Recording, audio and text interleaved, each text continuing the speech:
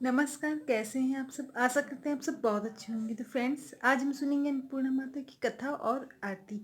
और जैसा कि हम सब जानते हैं, अन्नपूर्णा माता की कृपा सब पे होनी चाहिए, सब पे बनी रहे। अपनी कृपा वो सब पे बनाए रहे। और ये पूजा अगहन मास में की जाती है। तो चलिए सुनते हैं कथा और आरती। और इसकी विधि क्या है ये मैं आपको अगले वीडियो में बताऊंगी। और आज की वीडियो में इनकी कथा और आरती सुनेंगे।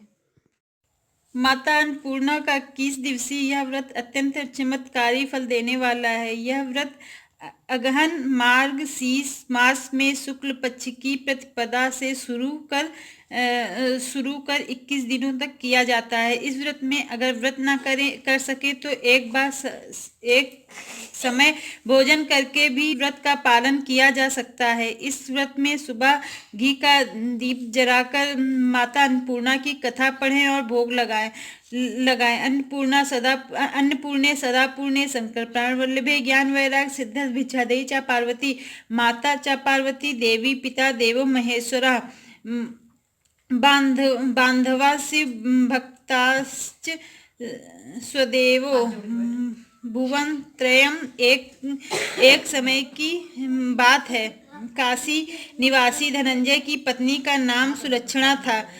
उसे अन्य सब सुख प्राप्त थे, केवल निर्धनता ही उसके दुख का कारण थी। यह दुख उसे हर समय सताता था। एक दिन सुलक्षणा पति से बोली, स्वामी आप कुछ उद्यम करो तो काम चले। इस प्रकार का कब तक काम चलेगा? सुलक्षणा की बात धनंजय के मन में बैठ गई और वह उसी दिन विश्वनाथ शंकर जी को प्रसन्न करने के लिए बैठ गया और कहने लगा, हे देवादिदेव विश्वेश्वर, मुझे पूजा पाठ कुछ आता नहीं है, केवल तुम्हारे भरोसे बैठा हूँ। इतनी विनती करके वह 2-3 दिन भूखा प्यासा बैठा रहा। यह देख भगवान शंकर ने उसके कान में अन्नपूर्णा अन्नपूर्णा अन्नपूर्णा इस प्रकार 3 बार कहा। यह कौन क्या कह गया? इसी सोच में धनंजय पड़ गया कि मंदिर से आते ब्राह्मणों को देखकर पूछने लगा, पंडित जी अन्नपूर्णा कौन है? ब्राह्मणों ने कहा, तू अन्न छोड़ बैठा है, सो तुझे अन्न की ही बात सूझती है। जा घर जाकर अन्न ग्रहण कर। धनंजय घर गया, स्त्री से सारी बात कही। वह बोली, नाथ चिंता मत करो, स्वयं शंकर जी ने यह मंत्र दिया है, वे स्वयं ही खुलासा करेंगे। आप फिर जाकर उनकी आराधना करो। धनंजय फिर जैसा का तैसा पूजा में बैठ गया। रात्रि में शंकर जी ने आज्ञा दी, कहा तू पूर्व दिशा में चला जा। वह अन्नपूर्णा का नाम जपता जाता और रास्ते में फल खाता, झरनों का पानी पीता जाता। इस प्रकार कितने ही दिनों तक चलता गया। वहां उसे चांदी सी चमकती वन की शोभा देखने में आई। सुंदर सरोवर देखने में या उसके किनारे कितनी भी अप्सराएं झुंड बनाए बैठी थी। एक कथा कहती थी और सब मां अन्नपूर्णा इस प्रकार बार बार कहती थी। यह अगहन मास की उजेली रात्रि थी और आज से ही व्रत का आरंभ था। जिस दिन की खोज करने वह निकला था, वह उसे वहां सुनने को मिला। धनंजय ने उनके पास जाकर पूछा, हे देवियों, आप यह क्या करती हो? उन सबने कहा, हम मां अन्नपूर्णा का व्रत करती हैं। व्रत करने से की गई पूजा क्या होता है? या किसी ने किया भी है? कब किया जाता है? कैसा व्रत है मैं और कैसी विधि है? मुझसे भी कहो। वे कहने लगी, इस व्रत को सब कोई कर सकते हैं। 21 दिन तक के लिए 21 गांठ का सूत लेना चाहिए। 21 दिन यदि न हो सके तो एक दिन उपवास करें। यह भी न बन सके तो केवल कथा सुनकर प्रसाद ले। प्रसाद ले, निराहार रहकर कथा कहे। कथा सुनने वाला कोई न मिले तो पीपल के पत्तों को रखकर सुपारी या घृत कुमारी गुआर पाठ वृक्ष के सामने कर दीप को साक्षी कर सूर्य, गाय, तुलसी या महादेव को बिना कथा सुनाए मुख में दाना न डालें। यदि भूल से कुछ पड़ जाए तो एक दिवस फिर उपवास करें। एक व्रत के दिन क्रोध न करें और झूठ न बोलें। धनंजय बोला, इस व्रत के करने से क्या होगा? वे कहने लगी, इसके करने से अंधों को नेत्र मिले,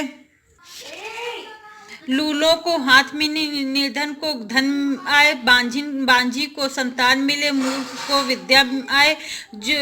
जो जिस कामना से व्रत करे माँ उसकी इच्छा पूरी करती हैं। वह कहने लगा, बहनों, मेरे भी धन नहीं है, विद्या नहीं है, कुछ भी तो नहीं है। मैं तो दुखिया ब्राह्मण हूँ। मुझे इस व्रत का सूद दोगी? हाँ भाई, तेरा कल्याण हो, तुझे देंगी। ले इस व्रत का मंगलसूत्र ले।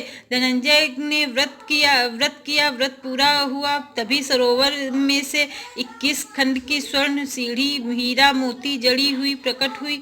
धनंजय जय अन्नपूर्णा कहता जाता था। इस प्रकार कितनी ही सीढ़ियां उतर गया तो क्या देखता कि करोड़ों सूर्य से प्रकाशमान अन्नपूर्णा का मंदिर है। उसके सामने स्वर्ण सिंहासन पर माता अन्नपूर्णा विराजमान है। सामने भिक्षा है तो शंकर भगवान खड़े हैं। देवांगनाएं चमर डुलाती हैं, कितनी ही हथियार बांधे पहरा देती हैं। धनंजय दौड़कर जगदम्बा के चरणों में गिर गया। देवी उसके मन का क्लेश जान गई। धनंजय कहने लगा, माता, आप तो अंतर्यामिनी हो, आपको अपनी दशा क्या बताऊं? माता बोली, मेरा व्रत किया है, जा, संसार तेरा सत्कार करेगा। माता ने धनंजय की जिह्वा पर बीज मंत्र लिख दिया। अब तो उसके रोम रोम में विद्या प्रकट हो गई।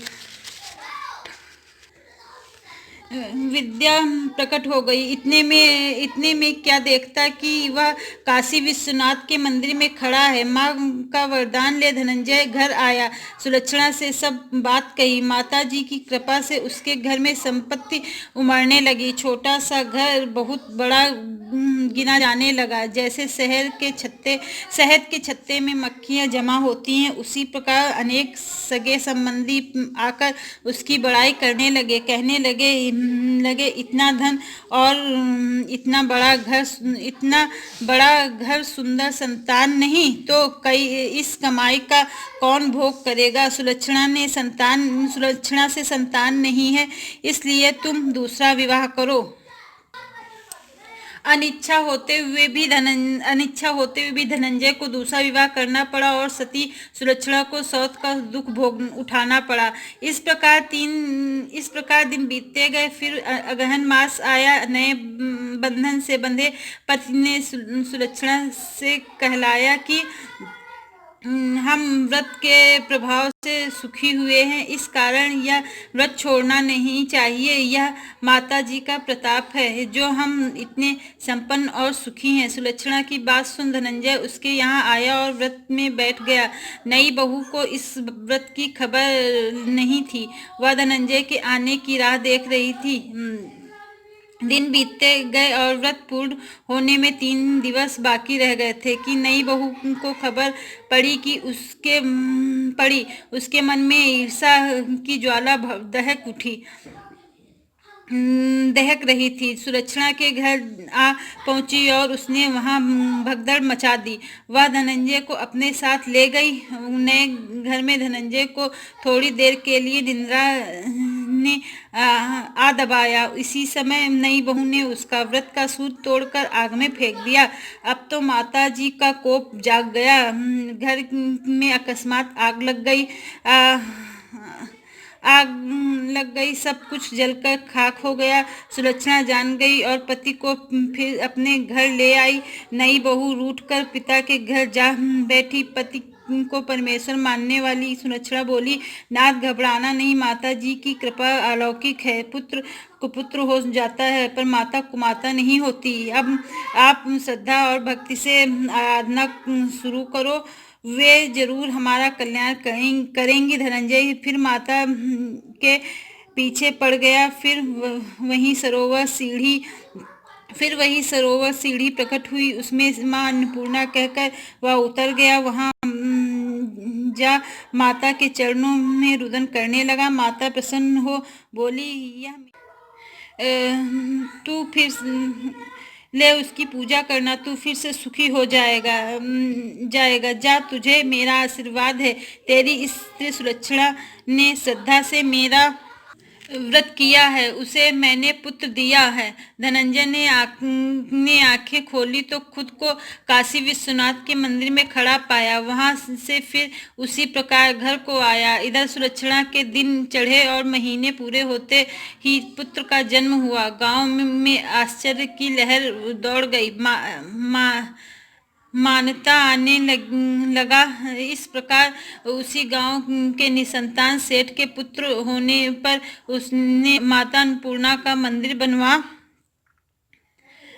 बनवा दिया। उसमें माता जी धूमधाम से पधारी, यज्ञ किया और धनंजय को मंदिर के आचार्य का पद दे दिया। जीविका के लिए मंदिर की दक्षिणा और रहने के लिए बड़ा सुंदर सा भवन दिया। धनंजय स्त्री पुत्र सहित वहां रहने लगा। माता जी की चढ़ावे में भरपूर आमदनी होने लगी। उधर नई बहू के पिता के घर डाका पड़ गया, सब लुट गया। वे भीख मांगकर पेट भरने लगे। सुलक्षणा ने यह सुना तो उन्हें बुला भेजा, अलग घर में रख लिया और उनके अन्न वस्त्र का प्रबंध कर दिया। धनंजय, सुलक्षणा और उसका पुत्र माता जी की कृपा से आनंद से रहने लगे। माता जी